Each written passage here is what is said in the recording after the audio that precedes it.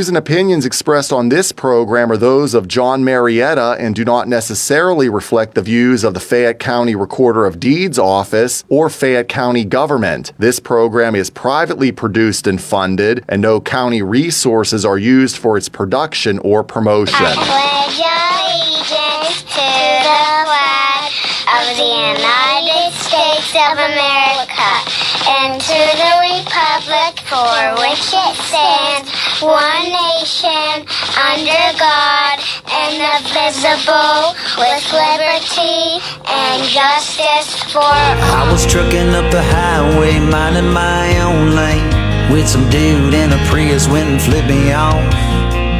Guess my redneck hit him wrong.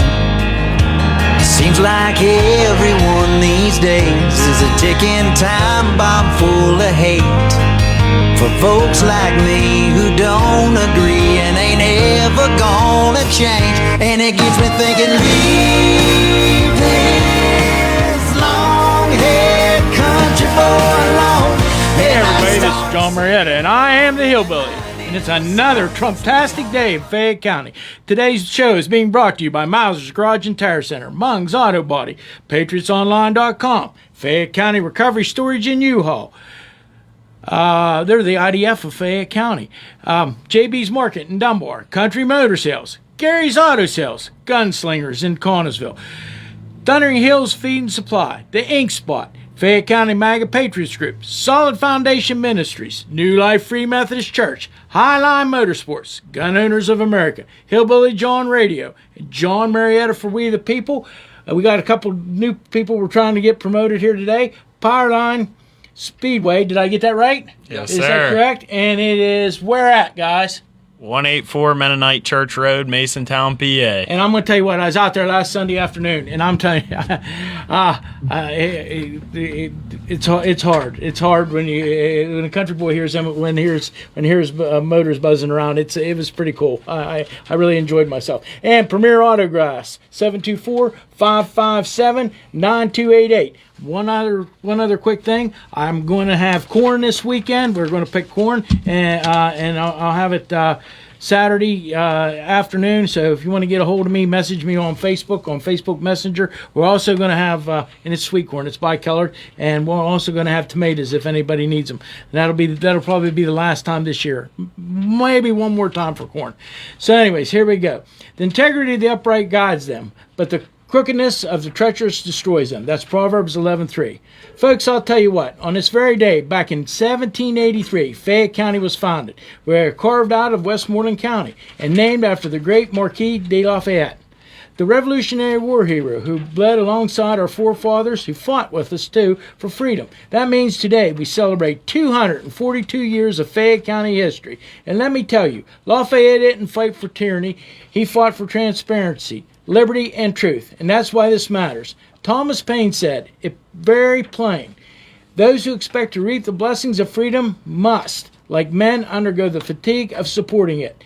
His fiery call of responsibility still rings true right here at home. So let me tell you something. Why is this Recorder of Deeds? Why is that the Recorder of Deeds race is the only office putting financial statements online for people to see? Why haven't the commissioners done it? You see, when you respect the taxpayer, you give them transparency. You don't hide where the money goes. You show it. That's accountability. That's stewardship. That's trust. And let's not forget what the Speaker of the House once said. It's harder to build a lie than tell the simple truth. And I'll tell you what, the truth doesn't need window dressing. It stands on its own. The people of Fayette County deserve that kind of truth every single day. Not half-truths, not half-cover-ups, not finger-pointing, just straight accountability and open books. Because at the end of the day, this isn't about politics. This is about public trust. It's about proving that government can be run responsibly, openly, and in service to the people who pay the bills. So on this anniversary of Fayette County's founding, let's remember what Lafayette stood for. Let's remember what our forefathers built. Let's carry it forward with transparency, integrity, and courage. That's what reform looks like. That's what accountability looks like. And that's exactly what Fayette County deserves. And I got one thing to say to the people that was on here before me. I don't care what they say about me. It doesn't matter as long as they spell my name right. It's capital Hillbilly. Don't forget to vote for me on November 4th. Thank you. Okay, let's get back. Let's get to some fun now. I've had all the politics I can stand for this week. Going to the football game tonight. Laurel Highlands is playing who, Nick? Shore Valley. One more time. Chartiers Valley. Chartiers Valley. Let's hope it's a good game. Let's hope Laurel Highlands wins. I'm glad to. I was at Albert Gallatin last Friday night, and I want to tell you what, there was a crowd there that was it was unsurpassed. But I felt that there was a lopsidedness in the teams because I think the boys from Albert Gallatin were closer to being seniors than what the ones were from Uniontown, so they had a little bit more playing time. But boys from Uniontown will get around to it, and they'll come back. They'll rally again. But so Sunday, I drive out in the country, out in the sticks. It was like I felt like I was going back to Pennsboro, West Virginia, almost. And here I am, driving through. I guess it was a junkyard at one time, huh? Yeah. Yes, sir. Yeah, a lot of cars looked like they were in pretty good shape out in that junkyard. We maybe ought to rectify a few of them and get them back on the road. But anyways, and there's a racetrack. It's like 8th mile, would you say? Yeah, I'd say it's about an 8th mile. I had a stopwatch with me, so I'm going to tell you the fastest lap I seen turn was 8.25. Yeah. So, and that was with in Mike's class. Mike got balled up in the middle of the traffic, and I think he probably had the fastest car there. But when your dad owns a racetrack, you got to take it easy on everybody. That's right. else. That's what he was doing this past week. He was taking it easy to let them guys have it this upcoming week. So what's that? So it's going to be a big deal this week, huh? Yeah. We'll see if he can get out front, maybe. Yeah. We'll start him in the back. Yeah. It's like Randy always says, we're chumming them in. Give them some hope, then lay them down. So, but anyways, we had, and you know what was really neat? I want to call it, there's actually a class for the battery operated, Juice box. The juice juice boxes. The juice yeah. box class. So, it was really, there was only one girl that had one there, and I think there's going to be at least one more this week, and we'll see how that all works out. But it was really neat just watching these kids turn laps around this little track, and I was amazed. I really was. I mean, I've been fortunate. I've got to see racing all over this country, and I haven't got to see no Wisconsin racing though. Someday I'm going to have to go do that. But it's neat to watch these things, and I know there's big plans for next year. Definitely. Yeah, real big plans. So we're gonna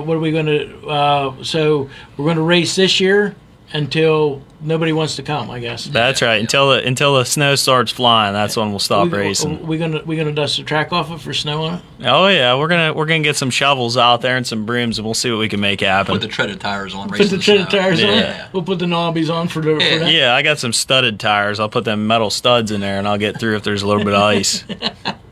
But Yin's had what, 30 carts? 21. Yeah, 21? We had 21 carts. Yep. Which is really good for opening night for any track. Yeah, definitely. And then we had at Latrobe on Saturday. They rained out and moved to the Sunday. We had a couple of guys that I raced with up there that were coming down, but since they moved the race, they couldn't come. So I'm looking forward to having them there this Sunday. And I got to see a lot of familiar faces. Gary Sisson was there. Your dad was there. I seen Mr. Ferguson. What's his Jeff. first? Jeff Ferguson. I see he was there. There was other people that, and I was tickled to death. I really was. Donnie Barney was the announcer. Yeah, it's good to have one of these things in Fayette County because it just gets all the people together, and then you see people that you haven't seen in a while, and it's nice. So the plans are this week to run 4 classes. Yep. Again. So tell us about these classes, because I'm still not understanding this. I'm learning about it. Okay, so we got like the 360 clone class, which is like the class that me and him run. It's like a bigger motor, but it's still a stock motor at the same time because there's certain specs that you can only run. And that seemed to be like our biggest class this past weekend. And then we got another 360 class, which is just a stock Harbor Freight motor that you pull right out of the box and put on your cart. And then we're going to also have some kids' cage carts out there, which we didn't have any of them this past weekend, but we're going to have a couple of them this upcoming weekend, get some more kids out there. And then we're going to have the juice box, and then we're going to have the heavier weight classes as well. And then you'll do Mike, you said that if you could get 5 or 6 guys with the mini wedges, you'd let them run too. Yeah, as long as we can get like 2 carts per class, like 2 carts make a race. So Yeah. if you get two carts in the same class, we'll let them race each other. And if not, if only one shows up, let them do some laps after. That way, you didn't come for nothing. Yeah, and I think there was lots of laps afterwards. Oh, there was plenty of laps afterwards. There always is. I enjoyed it. I did. I really did. It was the most unstressful Sunday afternoon I've had in a long time. I mean, I love watching football, but I think sometimes I get myself wound up in that more than I do than if I didn't watch it at all. That's right. And I know. I seen the smiles on people's faces, and it was a good thing. Yeah, That's a good thing. Yeah, we talked to plenty of people at the track, just people that were watching and people that were out there racing, and we didn't talk to a person that didn't have a good time or didn't like the track out there. So we were pretty happy about that as well. And I tell you what, we're gonna have. I don't know when we're gonna do it. My wife's probably listening to the radio show, but we'll have an event over there. It might not happen this year, but it'll definitely happen next year. I'll bring all the hot dogs and buns, and we'll have hot dogs. We'll have a hot dog with the hillbilly race, and maybe I'll help the purses out a little bit at each one, so guys can. They pay for their fuel or something. Or we'll That'd be nice. Yeah, we'll that'd be figure good. something out. Some people would like We'll that. figure something out. I know. I know there's one boy that's sitting on Bunker Hill Road right now. He's probably more excited than anybody because Mike probably did the worst thing he could have done, but it's to let him turn some laps in his car. My son got out there and he was having a blast. I'm telling you, I know he had a smile on his face. You couldn't sand off a sandpaper. That's right. You could see it through the helmet when he was out there. Once you're a racer, you're always a racer. So I knew I gave him the itch again. Yeah, you might be the one apologizing to my wife and his mother, and his mother and his wife rather. Hey, I'll take the blame for that. Ain't nothing wrong with that. So I do want to get. I know we're way far away from probably next spring. What's the plan for next spring opening up? We're just going to try and get as many kids as we can out there. This juice box class, we're just going to really try and take it off. If we got to get a couple of our own and bring them out there for the kids to try them out and get in it to open the class up more, we're going to try and do that definitely. Try and get some more cage carts out and just try and spread the word throughout the winter months and try and get them out there for the spring. And so, like, do you have like a tentative time where you are wanting to open, or you are going to just try to open up the first Sunday that you feel like it's warm enough next year? We're gonna try and get some laps turned here early April. I would say early to mid-April, and we'll see what the weather turns out. But that's what I say our goal is. I used to always, when I was we used to go to Lernerville all the time, and Lernerville was one of my favorite tracks. So of course you got the racing up there was like it was outstanding. I mean, you had Bob Waring was always there, and you had Blackie Watt was always up there. They both raced late models and big block modifieds, and there was other ones too. But I always would be disappointed because opening night it would be nice all day long, and then right when you were getting ready to pull out to go to Lernerville, the clouds would start rolling over. It'd start raining, and it'd get cold. And I mean, I've been up there. They always tried to race like the first weekend of April. It was like driving to Hagerstown. Hagerstown used to race the same. This is going to date me. This is before you guys were born. So they raced the the third week of February, which would be the race at Richmond. Okay, the same weekend. So, because it was Daytona, then they went to Richmond to race, but it always seemed like it snowed in Hagerstown on the third Sunday afternoon, and you'd be halfway there and you'd hit the snow on the other side. Well, if you made it through Cumberland and it was good, you knew you were racing. But if you got to Cumberland, you got to the top of the next mountain, it was snowing, you just went to McDonald's, got something to eat, and came back home. Turn around and go back home. But this was back before people had cell phones. Yeah. I mean, I know it's hard to believe that nobody ever had a cell phone, but this was before you had a cell phone.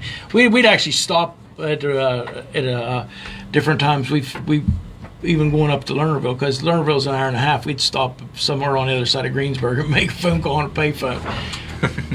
That's probably the best thing to do. So we're gonna try and get it out there early April and mid-April. We'll see what the weather does, but if it's nice weather, we're gonna race. Is there a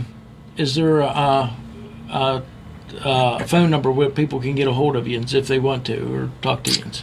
I think on a Facebook page is my dad's number. Yeah, it's 724-557-1544, and he'll direct you in the right place for the racetrack. Yeah, and if you want to get a hold of me, I tell you how easy it is. It's you go to Masontown, and if you come to the light. If you're going south, which would be like you'd be headed towards. I guess that'd be headed towards Point Marion, right?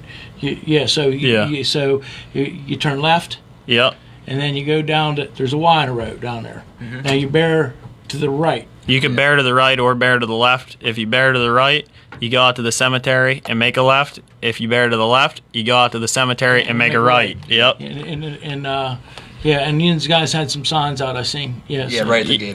We got a couple signs right at the gate for racetrack, but that's also another plan into next year. We're going to get some signs out at the edge of the road so people know what's going on and so they can get there easier. Yeah, we'll get you some signs and some banners. I know all about doing all that. I'll be able to help you out with some people doing that. So, anyways, I'm trying to think. You got the juice box class. That's the battery powered, and now the next class up would be. They start with like the cage carts. I would say they change like the plate between the carburetor and the motor, and that restricts the fuel going in and out. But there's 3 or 4 plates, I would say, that they changed to let the kids work their way up all the way to an unrestricted motor. Okay, so that it wouldn't restrict fuel flow, would it? It would restrict the air. Yeah, it restricts the airflow. Yeah. I worked on them a couple of times. That's right. Yeah. Yeah, you had like a blue one and a green one, and I don't know whether the black one was the one. I think it was the last one, and then they just took them off. But on the stock car tracks, on the bigger tracks, you ran unrestricted. Everybody did, and I don't know if that was a good thing or not, because on some of them 3/8 mile tracks, you get them little carts going. Oh yeah. Almost probably over 50 miles an hour without no trouble at all. Yeah. And I don't know that they were designed to do 50 miles an hour on. They were, well, at an extended period. Let's put it that way. I mean, but like I said, 8th a mile. I did time 2 people that was out there. They did turn about 8:25, 8:28, and I thought that was really cool. For getting around it, so I didn't figure out the miles per hour on that. My dad's probably at home, figuring that out right now. So, yeah, we talked to a guy that was he ran probably back of the pack or mid pack somewhere. I wasn't too sure where he ran out there, but he was in the same class as us. He said on his speedometer he was doing 38 mile an hour. So I think that put the guys up front probably around 40 to 41. Yeah, and that's pretty quick on a little go-kart. That is. There was one. And I can tell you one thing I did notice about the whole deal. It's all in the setup. Yeah. And the other thing is you got to be smooth. Yeah. I mean, you got to figure out the line. I mean, I seen guys that was fast.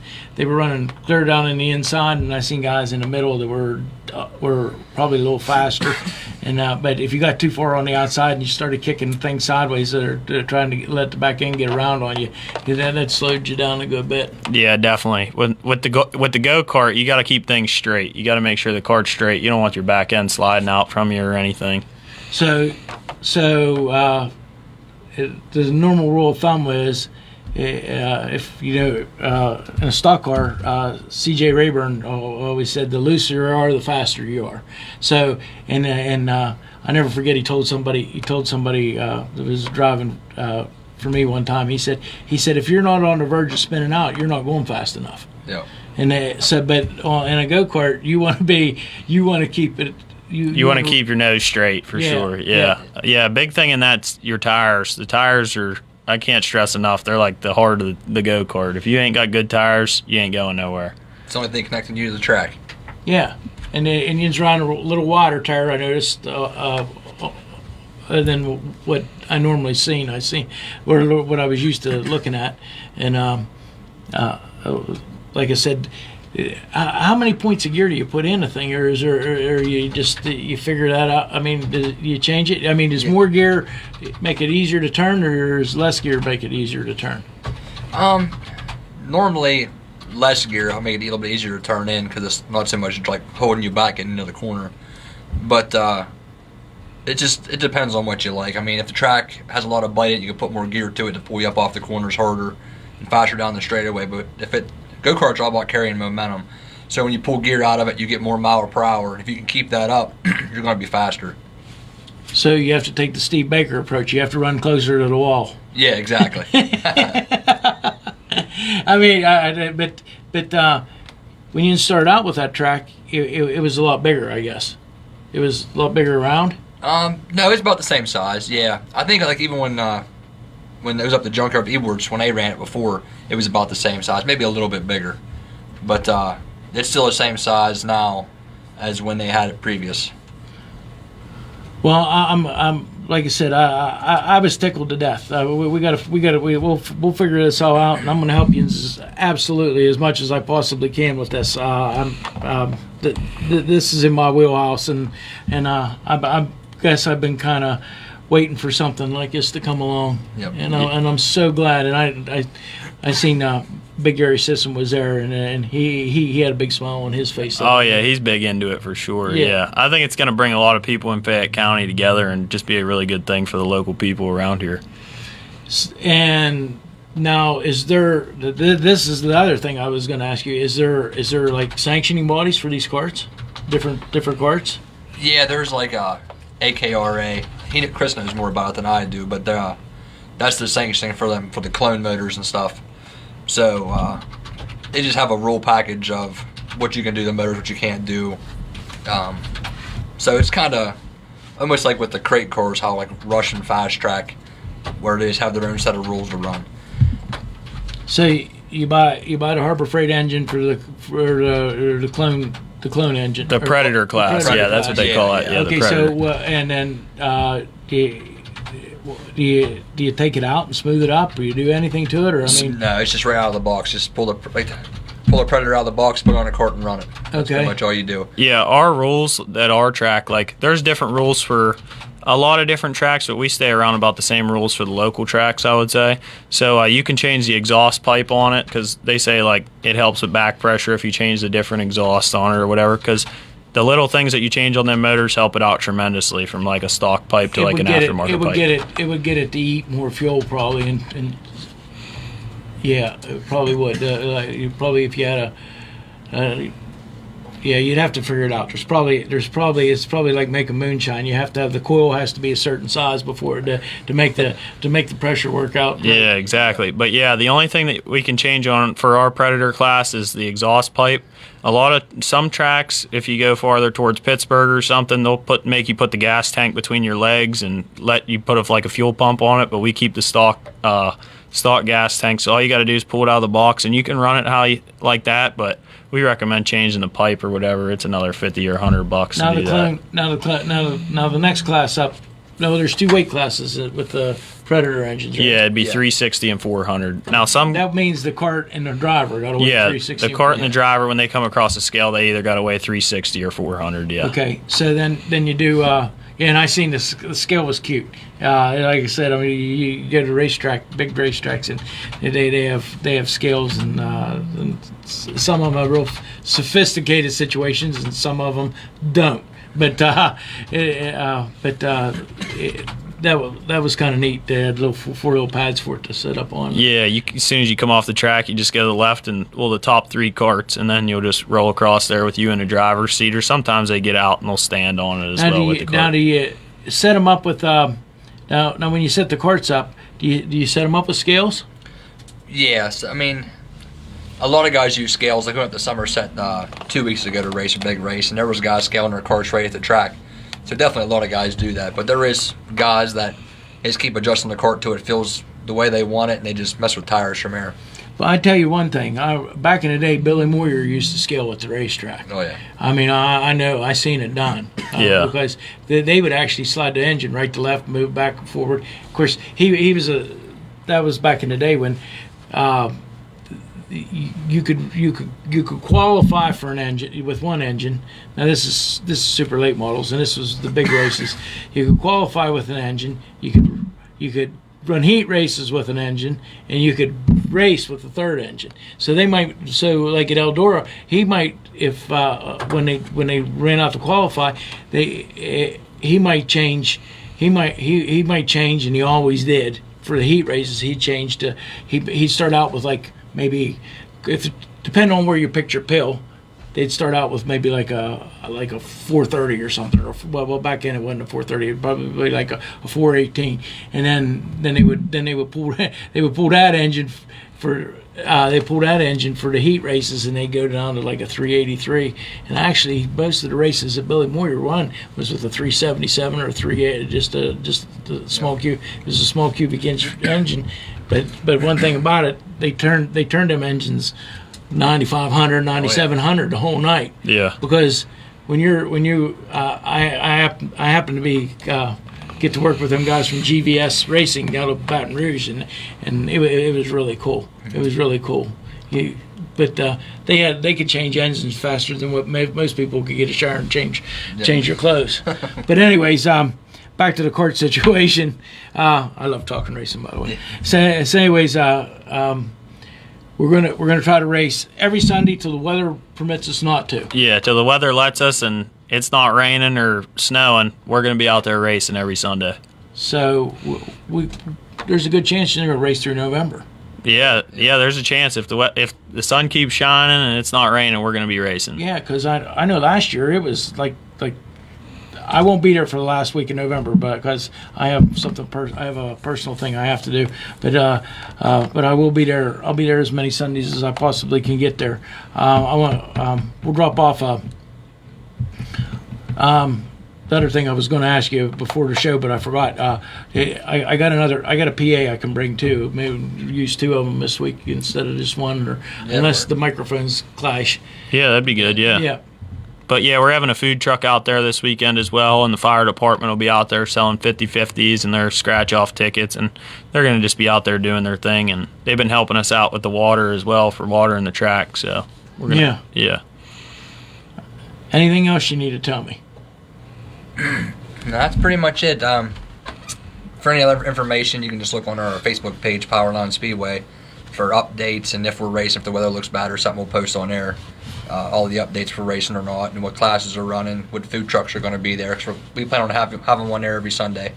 You're going to try to give guys different, like 1 week maybe like barbecues or pork, and another week. Yeah, exactly. Like last week we had a food truck there. It had a lot of coffee and different refreshers and stuff like that, and just had some snacks. This weekend we'll have they're going to have like fried chicken, pulled pork, chicken strips, all kind of just different barbecue stuff this guy will be having. I talked to Derek Bolish up at Braddock's. He said he wants to come down with his food trailer, so we'll probably have him down next week or the week after. So that'll be good. Well, we can probably talk to the Doss brothers out of Dunbar, and then Sean's barbecue place, and then Larry Doherty over there, not very far from you guys. He does pulled pork, and he's a veteran. He's a veteran. Oh, I was going to ask you, if you're a veteran, do you get a discount to come up through the gate? We haven't put anything up, but we'll definitely work with them. We don't have a set price for him, but we'll definitely do something for him. Do you know Mr. Magalotti? No. He went to the races for years, and I ran into him.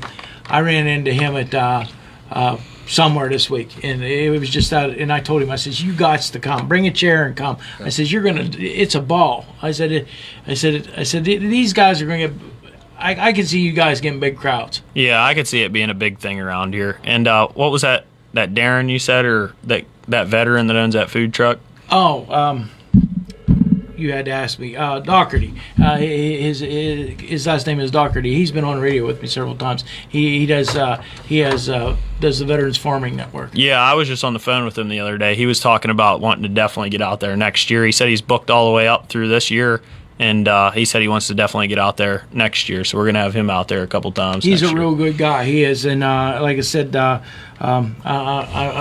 send the plug out for him right now. He was out at the vigil for Charlie Kirk, and he donated all the pulled pork and buns and sandwiches and stuff and for it.